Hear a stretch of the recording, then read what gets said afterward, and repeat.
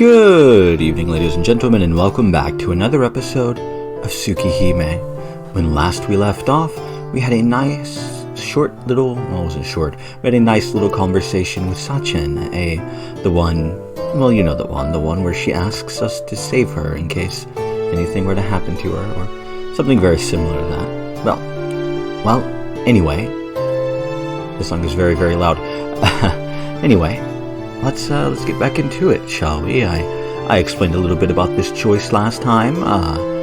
We want the Kohaku regard, and we haven't seen this scene anyway, so it's good.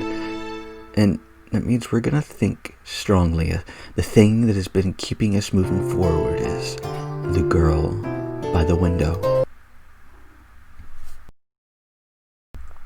There's a cat meowing outside. There's also the text is being weird. Hopefully that doesn't lead to a bug, glitch, something, I don't know how to explain it, that I've had before where the text will start randomly skipping. That could be an issue. Anyway, Akiha isn't the only person I haven't seen since then. I can't remember all the details because it's been 8 years, but there are other children at the mansion around the same age as me. I don't remember their names, but there were 2 girls who were twins. The cat's very upset about something. Well, the old man once said that they didn't have any relatives, so he took them to work as servants. That's weird. We played together so often when we were small, but I can't remember their names. I closed my eyes and cast my mind back. I should be able to remember. She was a girl who was always cheerful, so cheerful that you would become cheerful just by looking at her. A girl with a carefree personality who was loved by everyone at the mansion. Because she was close to my age, I got along with her very well, and it seemed like every day we would run around the garden together. "Let's play Shiki-chan," she would say, and I could remember her taking me out of my room after I secluded myself inside. She would often laugh and take Akiha's shy Akiha's hand, trying to make her play with us. Maybe she was older than both of us. She would guide me and Akiha to play together, but once we started playing, she would just watch over us. Even Akiha's tutor, the harsh butler, would say, "I don't mind as long as B is with you guys and let Akiha out to play." But I'm much more concerned about the other girl. I don't know what kind of girl she was or why she was always like that. From the second floor, there was always a girl looking down at us every time I turned to look at the mansion while we were playing in the garden.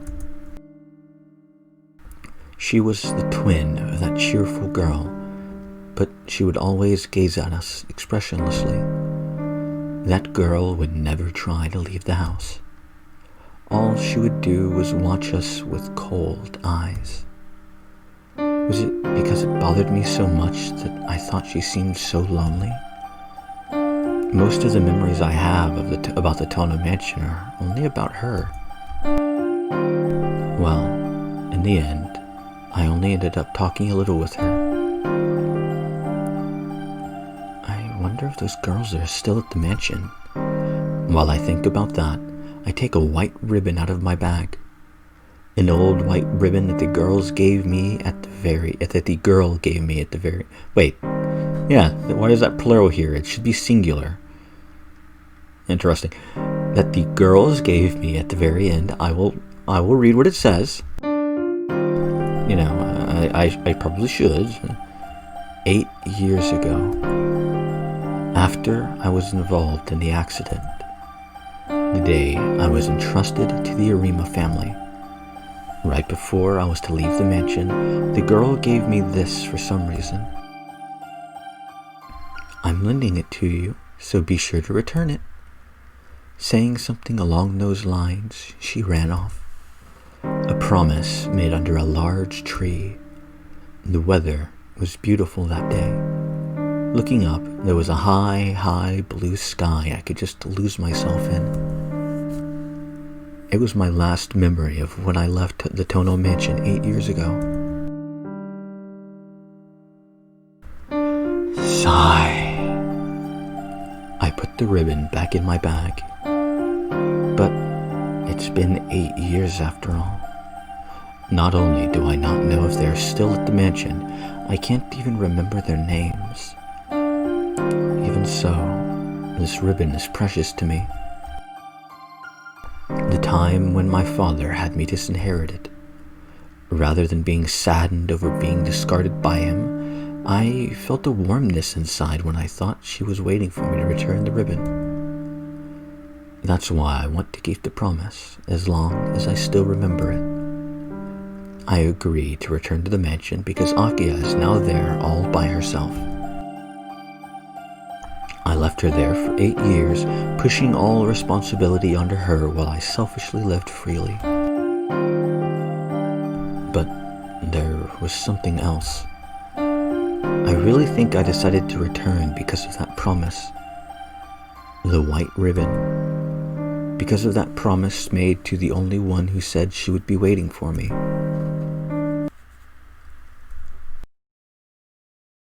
It's huge. That's what she said. The words escape my mouth when I reach the gate. For some reason, for someone like me, used to living in a normal house, the Tono Mansion seems well out of reality. I wonder if I rushed into this. I think I mentioned it before, and it's probably just partly my shitty vision, but well as other things. I hate this this backdrop. It's hard to read, for me personally anyway. No, it's too late to start regretting things now.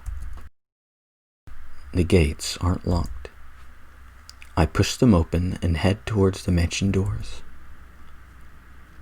They tower oppressively, bearing down on any visitors. Besides the iron double doors is an unmatching doorbell. All right. Shaking off my nervousness, I press it. There isn't any affectionate ding-dong chime from the door.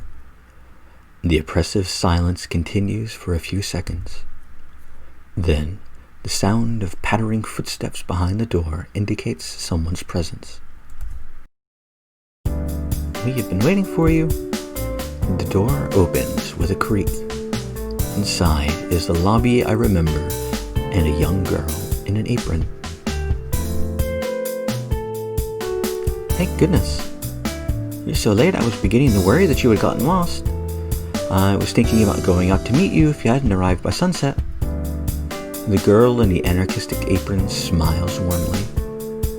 No, that's, I am so taken aback by her outdated mode of dress that I can't even form a proper sentence. Perhaps attributing my hesitance to distrust, the girl tilts her head a little. You're Shiki-sama, aren't you? Yeah, but you don't have to call me Sama. You are, right? Oh, please don't scare me like that. I was beginning to think I'd made another mistake back there. She gives a good-natured laugh. I have no basis for this, but she fits the image perfectly. Could it be that you're the girl who always played with us together when we were small? I inquire tentatively. She gives a full smile, looking truly happy.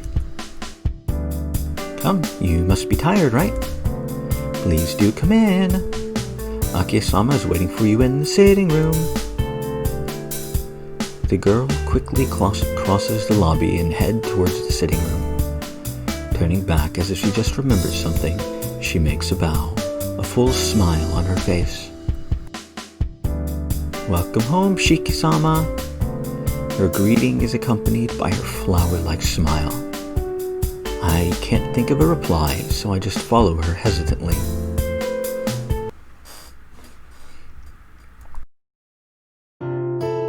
Guided by the girl, I head to the sitting room. It's as if I'm seeing it for the first time. I don't know if I've forgotten about it in the last 8 years, or if they had it refurbished since then. Either way, it feels like someone else's house now, and it's unsettling. As I'm looking around the sitting room, the maid in the apron lowers her head in a quick bow. "I've brought Shiki-sama with me."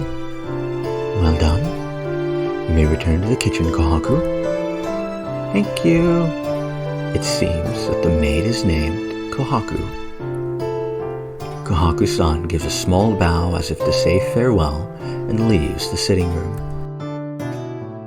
That leaves me and 2 girls I don't recognize.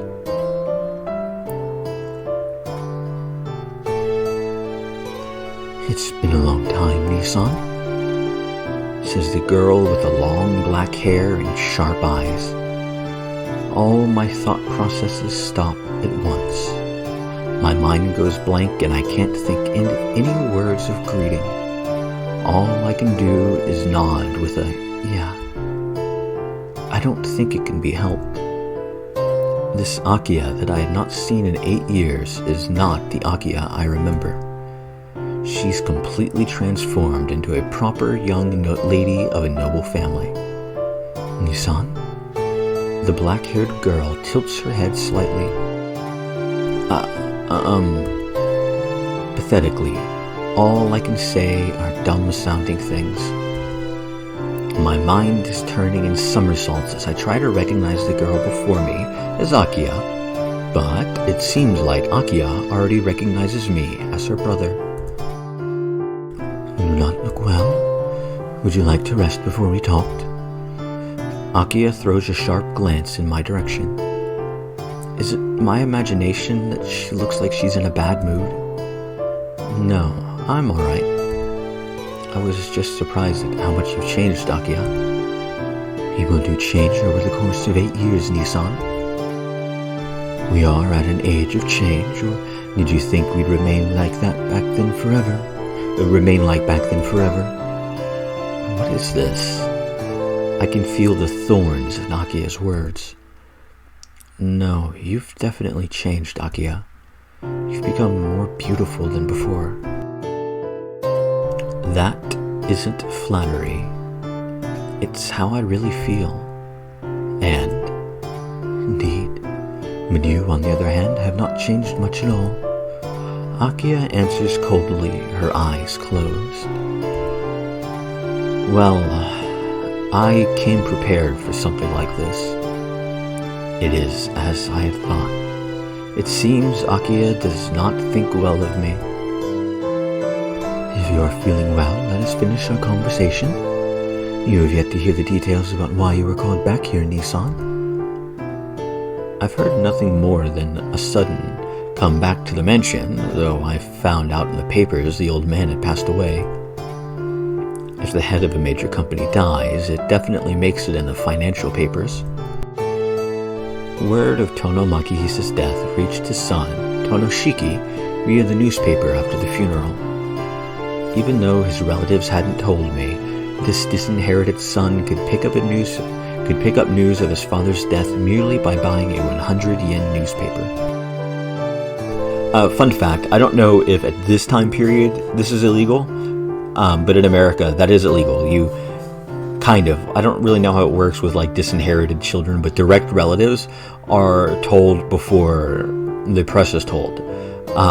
As a matter of fact, there was a case, God, I can't remember back what it was. I think it was a fairly famous person, but I can't remember like any of the details, but it was basically the wife of somebody found out that the person had died from watching the news, and they hadn't been told yet, and it was very bad, let's just say. I don't remember all the details. I'm rambling about a story that I remember basically nothing about. Oh well, let's just move right past it, shall we? Also, 100 yen for a newspaper. That's $1 for a newspaper. That's real fucking cheap. Again, I know it takes place in like 2002 or 2003, but this was mostly written in like 99 or 2000 like that. So this is pre-9/11, I'm pretty sure. Actually, I say I'm pretty sure. Let's look up the release date, shall we?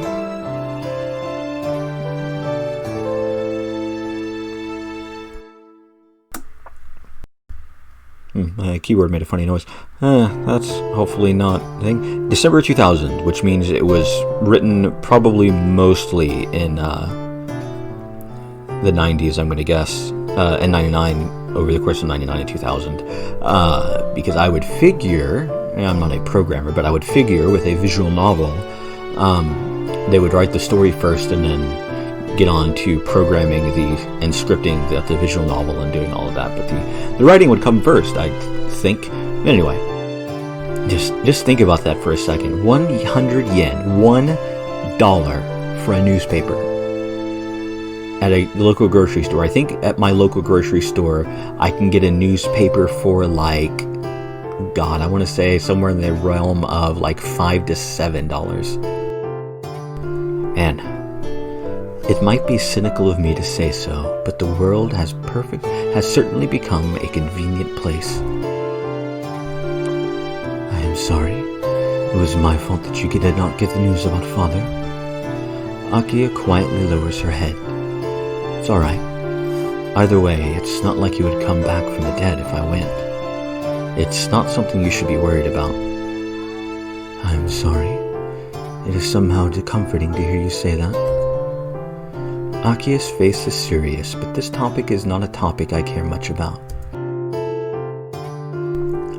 A funeral is a ceremony for those who cannot detach their feelings for the deceased to achieve such detachment. Kind of. A funeral is a different thing for different people. I can't give much insight to that. I don't particularly like funerals, but I understand people that do. So, everybody grieves in their own way. For someone like me, who cut off such feelings a long time ago, there is no need. Calling you back here was my idea. It would be odd for the eldest son of the Tonos to be entrusted to the Arimas forever. Now that Father has passed away, the Tono by blood are you and I, Nissan. I don't know what Father was thinking when he entrusted you to the Arimas, but he's no longer with us, so there's no longer any need for you to live with them. That was why I had you come back here. That's all well and good, but I'm quite surprised you were able to get our relatives to agree to this. Wasn't it they who came up with the idea of leaving me with the Arimas in the first place? That may be so, but now I am the head of the Tono family. I declined every one of the proposals from our relatives. I would like you to continue living here, Nissan, but this is a place with rules. You'll avoid living the overly casual lifestyle you've been leading up until now. I'm afraid that isn't going to happen, Akiha. There's no way I can go back to being someone well-mannered gentleman now. Not that I want to. I will not ask more of you, but do try to. Or are you saying you are unable to do what I already have? Akiha shoots me a cold look.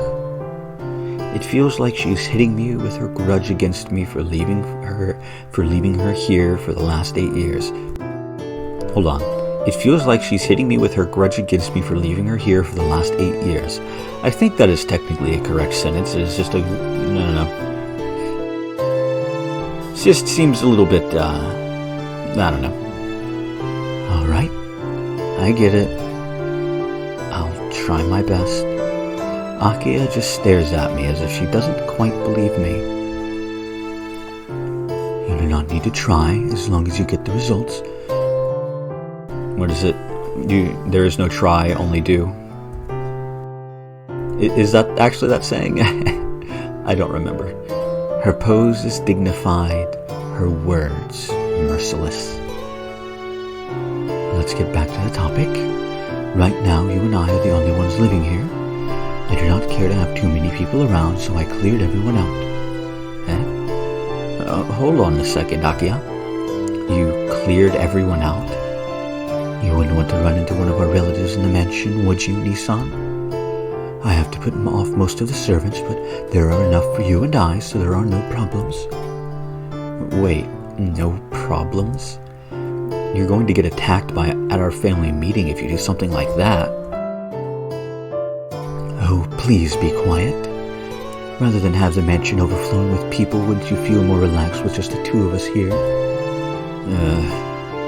Well, it's true that I would feel more relaxed, but you've only just become the head of the family, Akiha. If you go around abusing your powers like some kind of dictator, our relatives are not going to keep quiet. Even the old man did go against their opinions. Indeed. That's why Father entrusted you to the Arimas. I, on the other hand, have despised them ever since I was a child. I am not going to put up with their whining any longer. Not going to put up with their... Look, Akiha. Enough. Just listen. You don't have to worry about me. Please just worry about your own life from here on, Nisan. I can see it's going to be difficult for you in many ways. Akiha says solemnly, looking away a little. Now then, if there's anything you don't understand, ask her, Hisui. She looks at the girl standing by her side. The girl called Hisui bows expressionlessly. This is Hisui. She will be your personal maid from now on. Is that acceptable? Personal maid? You mean... In other words, she's your servant. Akiha declares, as if it were obvious. I can't believe it. Fitting with the Western style of the house, this girl in the maid outfit stands there as if it is natural to do so. Hold on. I'm not a kid, you know. I don't need a servant. I can take care of myself. Will that include cooking and the laundry? Kind of annoys me that that's considered like something that's difficult to do. I mean, cooking I get. Not everybody is good at cooking. Like, I can cook quite well, but I've also practiced it for a while. Laundry, if you can't do laundry, then, well, there's something wrong with you. Even in the most simplest terms. And I know it's a little bit different in Japan with having to hang stuff out to dry rather than tossing them into a dryer, but still, you toss your clothes into the washing machine. Put in whatever detergent you're using. If you separate your clothes, you separate them. If you don't, you don't. I don't, because all of my clothes are the same color, more or less, the same shade. I don't have to worry about separating darks and lights. I do separate if I have enough of them, separating more like delicate shirts and whatnot, whatever. Laundry's easy. It's not something that you really need to worry about being that difficult. And even in the most simplest of terms, I mean, I know, what are they, convenience store dinners and stuff like that are really popular in Japan. So that's, you know, I don't know. I think instant ramen is like the most popular food dish in Japan in terms of like amount eaten or something like that. I don't know. Akiha is pretty sharp at pointing these things out. At any rate, now that you've returned to the house, you will obey my directions. I don't know how you lived at the Urima's house, but you're living at the Tono house now. Please accept everything given to you. I can't say anything, and my eyes drift towards Hisui. As expected, she simply looks back at me with expressionlessly like a doll. Well then, Hisui, please do show Nisan to his room. Yes, my lady. Hisui approaches me with a shadow-like lack of presence. I will guide you to your room, Shiki-sama. Hisui heads towards the lobby. Sighing, I head off towards the lobby too. We enter the lobby. This mansion is split into east and west wings with the lobby in the middle. The lobby is like the body of a bird whose wings are the halls expanding diagonally to the east and west. Each wing is about the size of a small hospital. I remember the house is constructed symmetrically, so both east and west wings have the same floor plan. Your room is this way, Shiki-sama. Hisui climbs up a flight of stairs. It seems like my room is on the second floor. Come to think of it, the servant's room should be on the first floor of the west wing, so that's probably where Hisui and Kohaku-san's rooms are. Outside, the sun is already set. The girl in the maid uniform walks down the long, dimly lit hallway without a word. It kind of feels like a wonderland. Without thinking, I let my thoughts slip out. Did you say something, Shiki-sama? Hisui stops and looks back at me. No, I'm just talking to myself. Don't worry about it. After staring at me, Hisui bows and starts walking again.